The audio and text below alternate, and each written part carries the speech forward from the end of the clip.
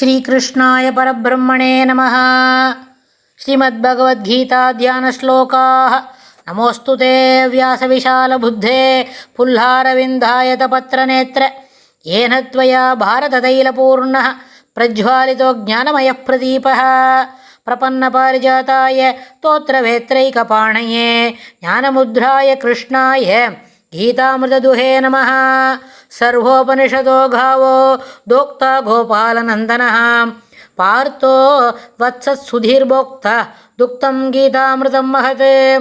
वसुदेवसुतं देवं कंसचाणूरमर्दनं देवकी परमानन्दं कृष्णं वन्दे जगद्गुरुम्.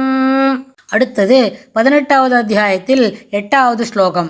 துக்கம் இத்யேவ யத்கர்ம காயக்லேஷ பயாத்யஜேத் சக்ருத்வா ராஜசம் தியாகம் நைவ தியாகபலம் லபேத். துக்கமித்யேவ யத்கர்ம காயக்லேஷ பயாத்யஜேத் சக்ருத்வா ராஜசம் தியாகம் நைவ தியாகபலம் லபேத். இந்த ஸ்லோகத்தில் பெருமாள் என்ன சொல்கிறாருன்னு கேட்டால், தியாகம் அப்படின்னு சொல்கிறார் இல்லையா, எதையும் விடணும், விட்டுருக்கணும் அப்படின்னு சொல்லி அந்த மாதிரி சொல்லும்பொழுது துக்கம் இதி ஏவ, அதாவது துன்பம் என்று கருதியே. இப்போ நம்ம சொன்னோம், சென்ற ஸ்லோகத்தில் ஒரு வார்த்தை சொன்னோம், அதாவது நற்கர்மங்கள் என்று சொன்னால் மாத்திரு பித்திரு சேவை போல இன்னும் சில காரியங்கள் என்ன, ஆச்சாரியர் இருக்கிற ஆசிரமத்தை சுத்தம் பண்ணி தரது.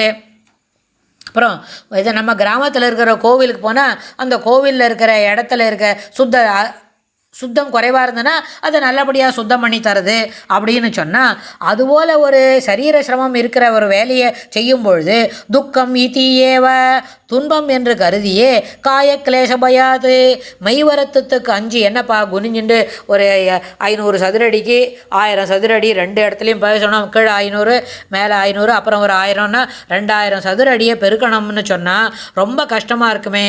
அதனால் மெய்வருத்தத்துக்கு அஞ்சு எத் கர்ம, எந்த கர்மத்தை தெஜேது ஒருவன் செய்யாமல் விடுகின்றானோ, எந்த கர்மத்தை என்ன பண்ணுறான், மெய் வருத்தத்துக்கு அஞ்சி செய்யாமல் விடுகின்றானோ அவன் ராஜசமான தியாகத்தை செய்து தியாக பலனை அடையவே மாட்டான். இப்போ என்னால் இதெல்லாம் செய்ய முடியாதுப்பா, அவ்வளோதான்ப்பா முடியும் அப்படின்னு சொன்னால் அந்த நேரத்தில் அவனுக்கு என்ன கிடைக்காது. அந்த மாதிரி தியாகம் செய்கிறது ராஜசம். ராஜசமான குணம் மேலோங்கி இருக்கிறது.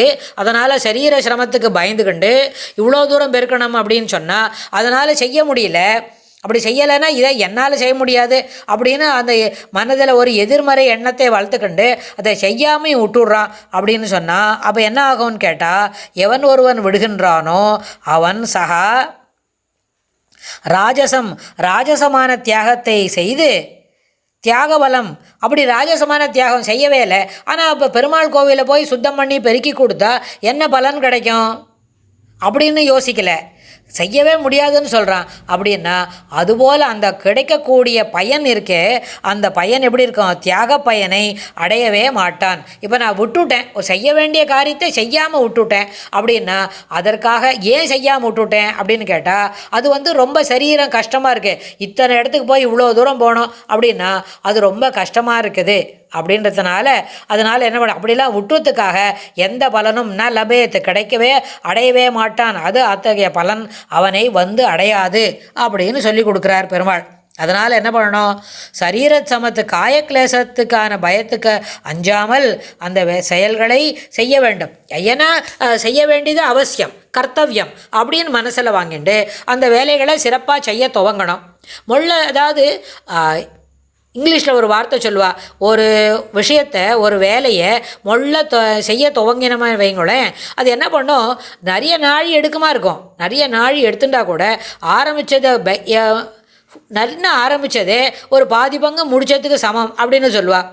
அடுத்தது ஆரம்பித்த பிறகு அதில் ஒரு சின்னதாக ஒரு ஈடுபாடு வரும். நம்ம எல்லாரும் அந்த ஒரு கஷ்டமான வேலைன்னா அதை 3 மணி நேரத்தில் செய்கிறான்னு வைங்களேன், நம்மளுக்கு இஷ்டம் இல்லாத ஆரம்பிக்கிறோம், இருந்தாலும் செய்ய துவங்கிட்டோம், போயின்னு இருக்குன்னா அது ஒரு வேளை என்ன பண்ணோம், 3 மணி நேரம்ன்றது 5 மணி நேரம் 6 மணி நேரம் கூட ஆகுமா இருக்கும். ஆனால் 6 மணி நேரத்தை நம்ம ஸ்ப்ளிட் பண்ணிக்கலாம்.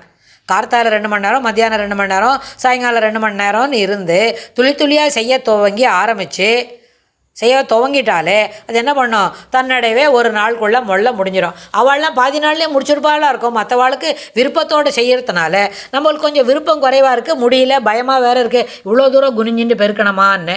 அப்போ என்ன ஆகும், அதுபோல் செய்யும் பொழுது அந்த வேலையை நம்ம சிறப்பாக முடிச்சுட முடியும். ஆனால் செய்யாமையே இதெல்லாம் நான் பண்ணல, எனக்கு இதெல்லாம் முடியாதுப்பா அப்படின்னு சொல்லும்பொழுது அதுபோல் தியாகம் எதை சேர்ந்தது, ராஜசமானது. அதுபாலி தியாகத்திற்கு எந்த விதமான பயனும் கிட்டாது அப்படின்னு பெருமாள் இந்த ஸ்லோகத்தில் சொல்லி கொடுக்குறார். அடுத்த ஸ்லோகத்தில் பெருமாள் என்ன இன்னும் சொல்கிறார் அப்படின்றத பார்க்கலாம். ஸ்ரீகிருஷ்ணாய துப்யம் நமஹ.